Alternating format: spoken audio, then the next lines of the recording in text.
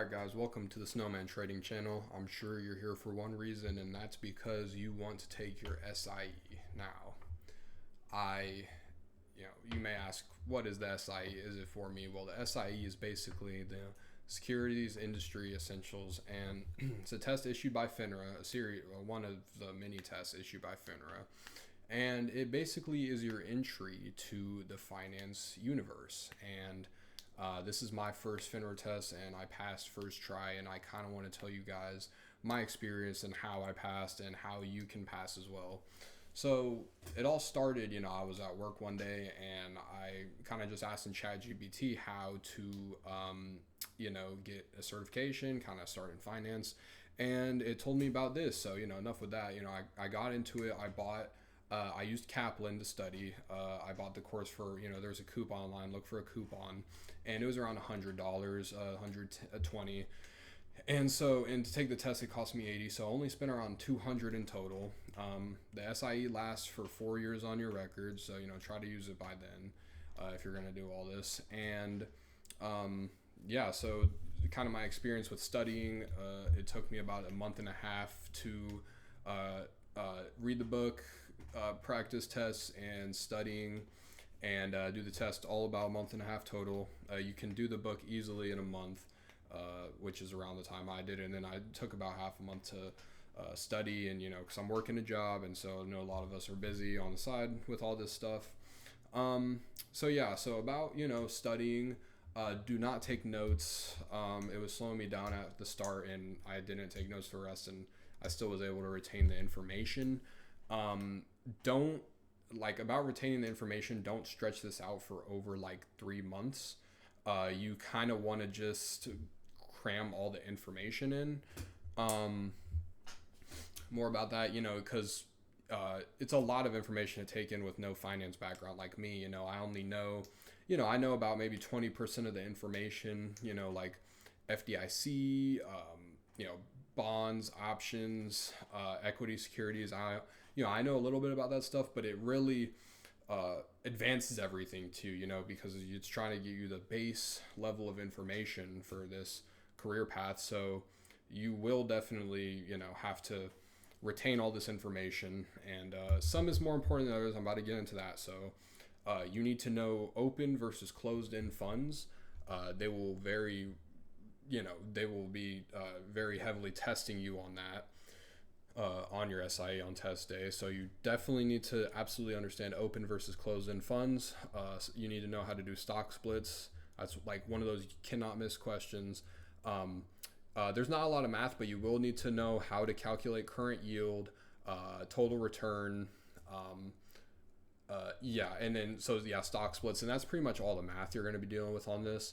You need to know about debt securities, so your treasury bills, T-bonds, all that type of stuff, debentures. You're going to need to know about all that.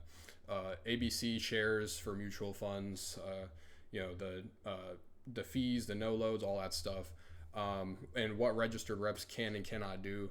So you will actually get your own understanding of what is really kind of testable. It'll even show you some stuff on, Kaplan, and you'll be like, this probably isn't even going to pop up on the test, and you're right. It really only wants you to focus on a lot of the most important stuff. And so FINRA recently reduced the amount of just the trial questions from 10 to 5. So now you're only going to have 5 on the quiz, and I wouldn't even worry about those. They will pop up, and when they do, you can just shrug it, kind of laugh and shrug them off, because you literally have not heard anything about these in the real test. And so, so retain all the information as fast as possible. Don't take longer than 3 months on this, guys.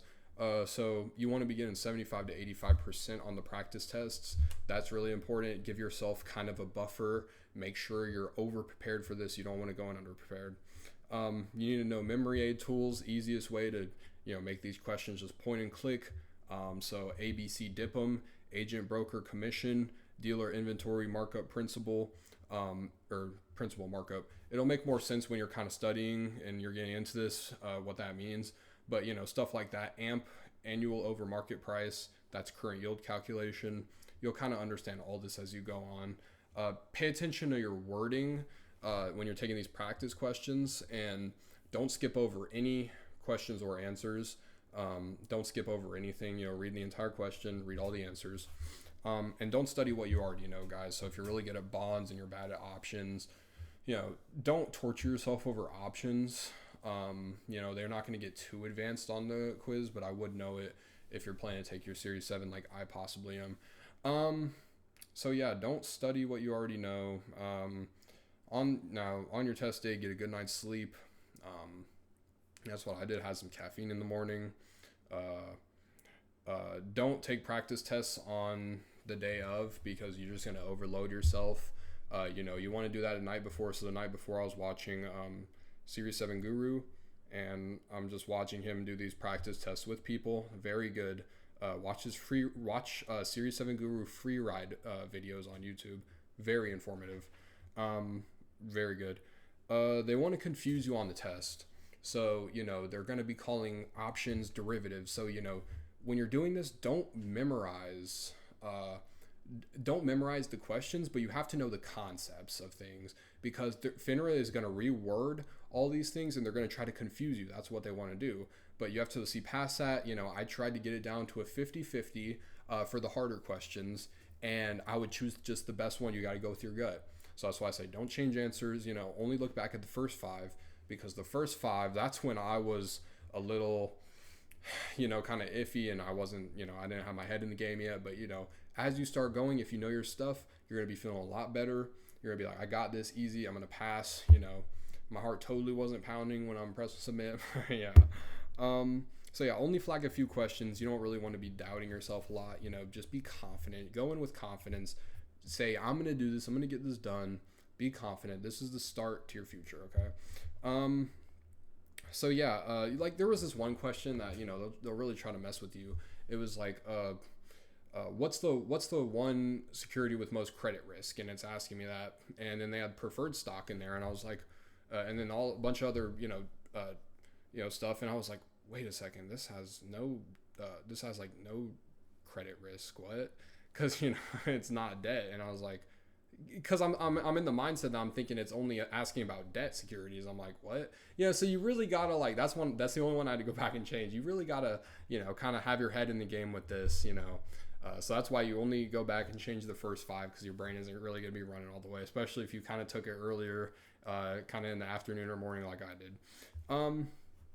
So yeah, guys, this is really the start to, big things in the future. I would say after your SIE, it's not going to be easy, especially with the job market right now. It's really not going to be easy to just, go and get a job from this, but you have to have connections, or most likely will, if you're not in college.